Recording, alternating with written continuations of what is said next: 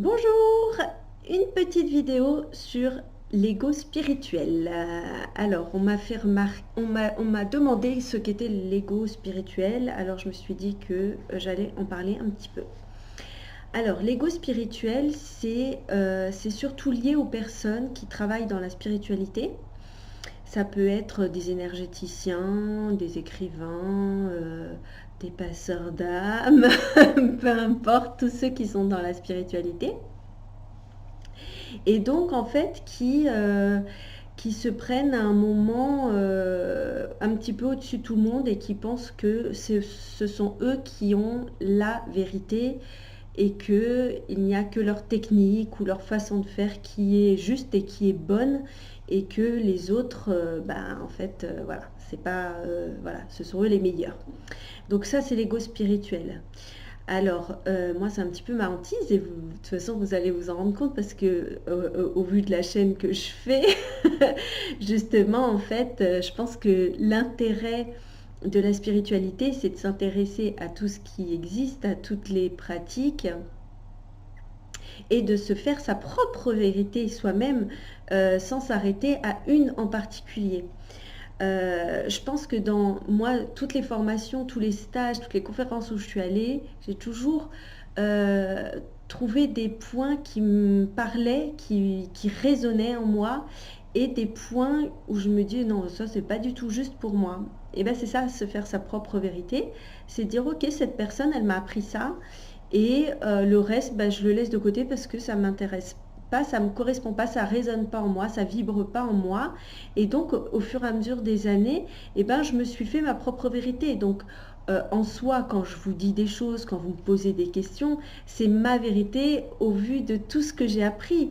Après vous, vous allez sûrement écouter d'autres personnes et dire oui, mais Michel, elle a dit ceci. Oui, mais c'est ma vérité. Ma vérité que j'essaye quand même en général de quand je, ma vérité elle est souvent tirée de plusieurs expériences identiques avec des personnes complètement différentes.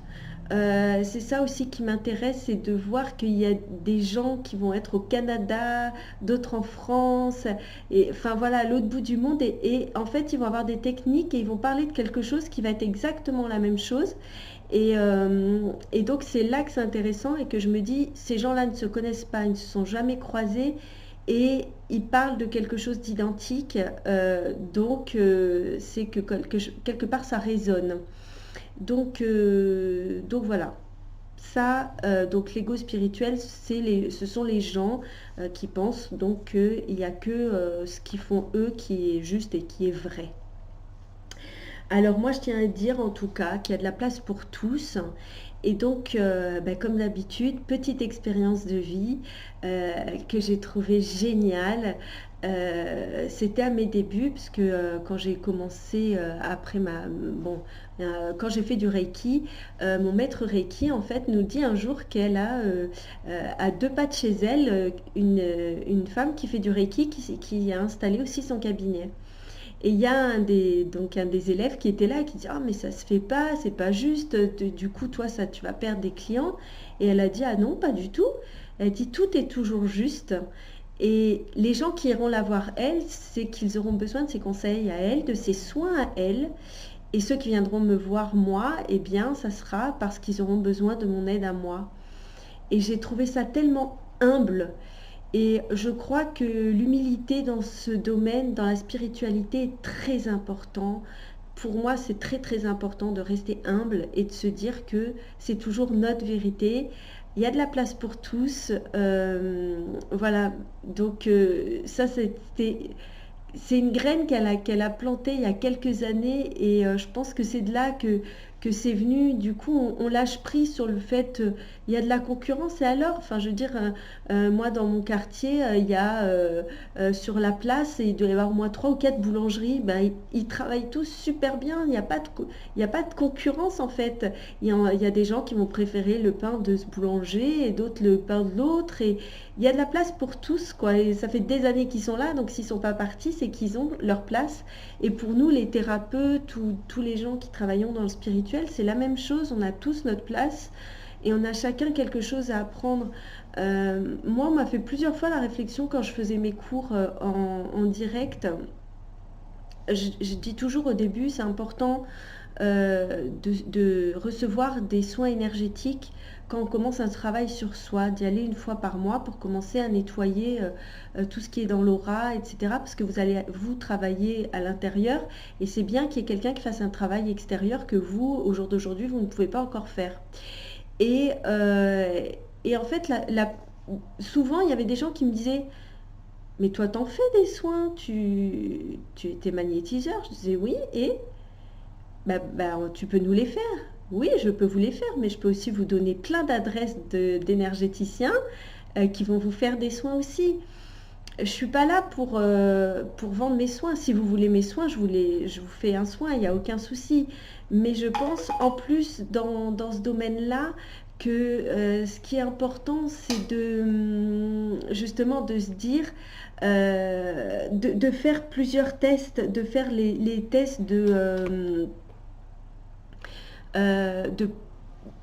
dans l'énergétique, hein, d'aller en voir plusieurs. J'ai des gens qui me disent des fois que ça fait des années ou enfin voilà, que ça fait plusieurs mois, ils vont voir toujours la même énergéticienne. Et je dis oui, mais il y a un moment, c'est bien de recevoir l'énergie de quelqu'un d'autre parce qu'elle va travailler sur quelque chose, mais de voir d'autres personnes, ils vont travailler sur d'autres points. Et c'est pour ça que je dis, on a tous notre place et c'est vraiment important et intéressant, surtout en énergétique, d'aller voir plusieurs personnes et de pas toujours aller voir la même. Après, on peut faire des soins, on va dire, qui vont être, si la personne, voilà, en Reiki souvent, ou même dans d'autres soins énergétiques, on travaille par quatre. On fait des séances de quatre fois, 4 jours de suite, ou sur un mois, un par semaine. Bon, là, c'est normal.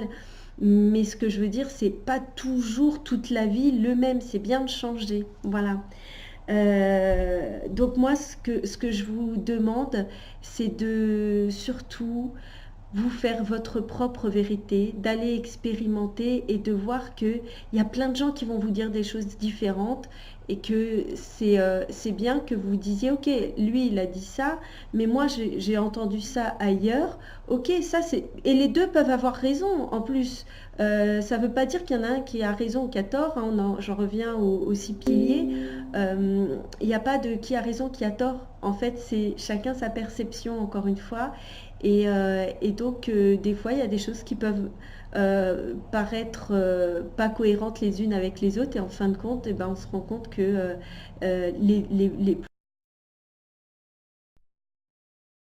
en fait, être vraies aussi. Donc je vais vous laisser découvrir ça au fur et à mesure de toute façon parce que voilà, je vais vous laisser faire vos propres expériences. C'est vraiment le but de cette chaîne, de vous parler de plein de choses et de vous faire votre propre vérité. Et comme je dis toujours, vous êtes mes maîtres, mes élèves sont mes maîtres et mes amis sont mes maîtres, les gens que je rencontre sont mes maîtres parce que c'est grâce à eux que je m'interroge sur la vie, sur des choses qui se passent. Et, euh, et c'est comme ça que j'apprends et que du coup je peux transmettre tout ce que j'apprends. Voilà, il n'y a pas de petit rebondissement aussi sur les gourous. Alors ça me fait beaucoup rigoler. Les gens, une fois, il y a quelqu'un qui m'a dit, ah lui, il commence à te prendre pour son gourou. Alors oui, ben, un gourou en Inde, c'est un maître, c'est quelqu'un qui apprend des choses, etc. C'est pas péjoratif. Ici, c'est péjoratif, mais en soi, ça ne l'est pas. Donc voilà, il faut lâcher un petit peu toutes ces croyances, toutes ces... Voilà, c'est pas important tout ça. Ce qui est important, c'est d'être connecté à vous, de vous faire votre vérité, de réussir à vous éveiller et à trouver vos réponses. Voilà, ça sera le petit mot de la fin. Je vous embrasse et comme d'habitude, n'hésitez pas à me poser des questions qui me permettront de me poser des questions et de vous donner des réponses qui seront mes réponses ou mes vérités et qui vous feront cogiter encore plus pour vous poser encore plus des questions et toujours aller plus loin dans l'éveil et apprendre à grandir. Voilà, à très bientôt.